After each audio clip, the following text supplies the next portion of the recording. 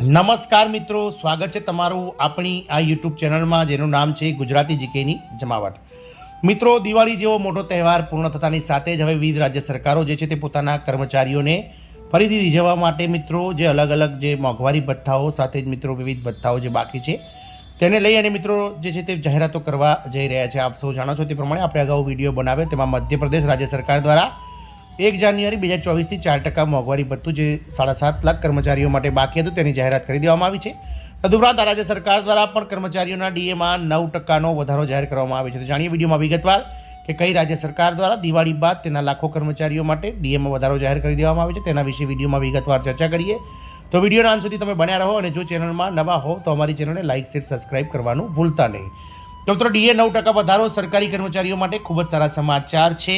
કર્મચારીઓ માટે સારા સમાચાર છે, કારણ કે સરકારી કર્મચારીઓ માટે જે છે તે વર્ષની શરૂઆતમાં કેન્દ્ર સરકારે કર્મચારીઓ માટે જે છે તે મિત્રો મોંઘવારી ભથ્થામાં ડીએ અને મોંઘવારી રાહતમાં 3%નો વધારો જાહેર કર્યો હતો. આપ સૌ જાણો છો તે પ્રમાણે ગત દિવાળી પહેલાં એટલે કે મિત્રો જે કેબિનેટ બેઠક થઈ હતી તેમાં મિત્રો 25 ઓક્ટોબરના રોજ કેન્દ્ર સરકારના કર્મચારીઓને 3% મોંઘવારી ભથ્થું કેન્દ્ર સરકાર દ્વારા 1 જુલાઈ 2024થી લાગુ કરી દેવામાં આવ્યું હતું.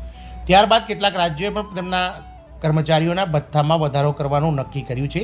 આ સંદર્ભમાં મિત્રો ભારત દેશના ત્રિપુરા સરકાર દ્વારા નવેમ્બર 1, 2024થી 1.88 લાખ કર્મચારીઓ અને પેન્શનરો માટે 5%ના દરે ડીઆર વધારવાનો નિર્ણય કરવામાં આવ્યો છે. ત્રિપુરા સરકારની કેટલીક માહિતી તો એ નોંધવું અગત્યનું છે કે ભથ્થા પરના વધારાને લાગુ કરવાનો નિર્ણય વર્તમાન મુશ્કેલીઓને ધ્યાનમાં રાખીને લેવામાં આવ્યો હતો.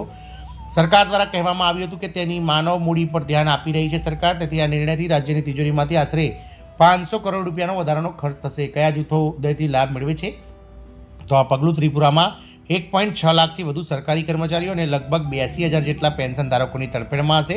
આ નવા વધારાનો અર્થ એ છે કે હવે રાજ્ય સરકારના કર્મચારીઓ માટે કુલ ડીએ વધીને 30% થઈ ગયું છે. અત્યાર સુધીમાં મિત્રો કર્મચારીઓને ત્રિપુરામાં 25%ના ધોરણે મોંઘવારી ભથ્થું અને રાહત ચૂકવવામાં આવતું હતું.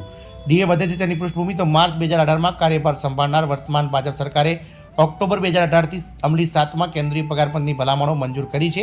બીજી બાજુ અગાઉની ડાબેરી મોરચાની સરકાર વર્ષમાં 2 વાર ડીએ રિલીઝ કરતી હતી. આ કારણે જ ભાજપ સરકારે તબક્કાવાર અનેક ફેરફારો કર્યા છે. છેલ્લો વધારો માર્ચ 2025-24માં 5%નો કરવો જાહેર કરવામાં આવ્યો હતો.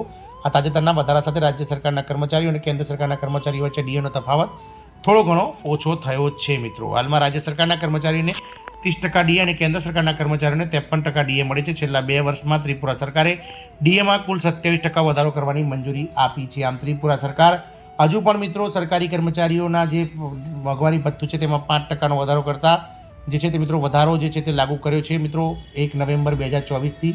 તો મિત્રો સરકારી કર્મચારીઓ માટે આ રાહતના સમાચાર છે ત્રિપુરાના સરકારના. જય હિન્દ, અસ્તુ.